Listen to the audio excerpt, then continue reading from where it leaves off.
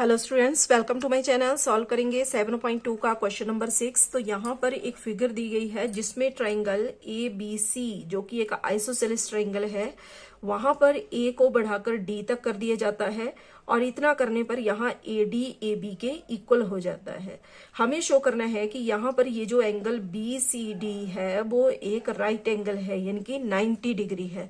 तो देखो इस फिगर में तीन ट्राइंगल बन रही है। पहली है ए बी सी, दूसरी है ए सी डी और तीसरी है ये बड़े वाली ट्राइंगल बी सी डी। ठीक है, तो हम अपना क्वेश्चन को सॉल्व करने के लिए पहले कंसीडर करेंगे ट्राइंगल ए बी सी को,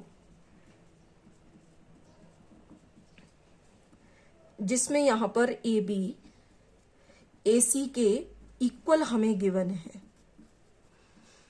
ठीक है, क्योंकि ये एक आइसोसेलेस ट्रायंगल है तो यहां पर ये जो एंगल बी और ये वाला जो एंगल सी है, इतना पार्ट, ये दोनों एंगल इक्वल हो जाएंगे। तो हम लिख सकते हैं कि angle B is equal to angle C. क्यों है? क्योंकि angles opposite to the equal sides of a triangle are equal. ठीक है, इसको बोल दिया हमने इक्वेशन नंबर 1। अब हम दूसरी ट्रायंगल को कंसीडर करेंगे जिसमें है ट्रायंगल ए सी डी। अब इसमें देखो ये भी एक आइसोसेलेस ट्रायंगल है, इसमें ए सी ए डी के इक्वल है। A C is equal to A D. क्यों? क्योंकि ये भी एक आइसोसेलेस ट्रायंगल है। तो जब ये आइसोसेलेस ट्रायंगल है तो इसमें जो इक्वल साइड है उसके अपोजिट साइड पे जो एंगल बन रहे हैं, जैसे यहां पर एंगल डी और यहां पर ये वाला पार्ट एंगल सी, ये भी इक्वल हो जाएंगे। तो therefore angle D is equal to angle C. और सेम रीजन यहां पर लिख लेंगे कि angles opposite to equal sides of a triangle are equal. इसको बोल देंगे हम इक्वेशन नंबर 2। अब ये जो दो इक्वेशन हमने यहां पर कंसीडर करी, इनको हमने ऐड कर देना है बाय एडिंग 1 and 2। तो किस तरह से ऐड करना है? देखो इन दोनों इक्वेशन की LHS को LHS में ऐड करना है। Angle B plus angle D is equal to दोनों का RHS, angle C plus angle C। तो यहां पर हो जाएगा angle B plus angle D is equal to 2 angle C। इसको बोल देंगे हम इक्वेशन नंबर 3। अब हम कंसीडर करेंगे यहां पर बड़े वाली ट्रायंगल को।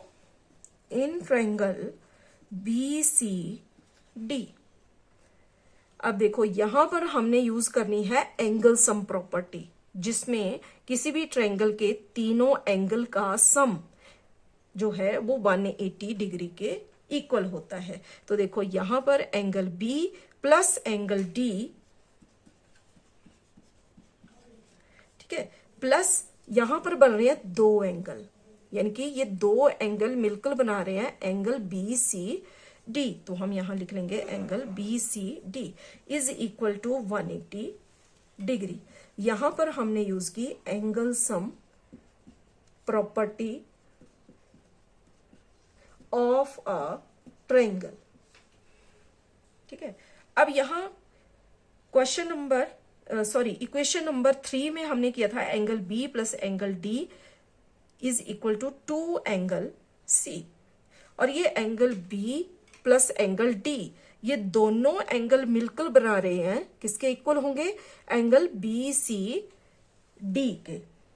ठीक है, तो देखो क्योंकि यहां पर एंगल C हमारे दो हैं, एंगल B भी C के इक्वल है इक्वेशन 1 में, और एंगल D भी C के इक्वल है, यानी कि दो एंगल C हैं, मतलब एंगल C का ये वाला पार्ट और ये वाला, तो ये बन जाएगा एक कंप्लीट एंगल। तो दो एंगल C मतलब एंगल BCD के इक्वल हो गया। तो यहां पर angle B plus angle D के लिए हम लिख सकते हैं angle BCD।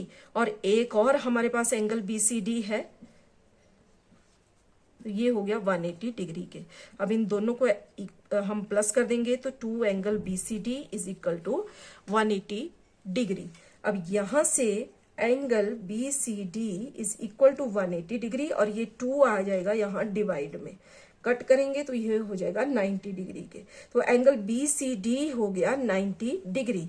That means angle B C D is a right angle, hence proved. Thank you.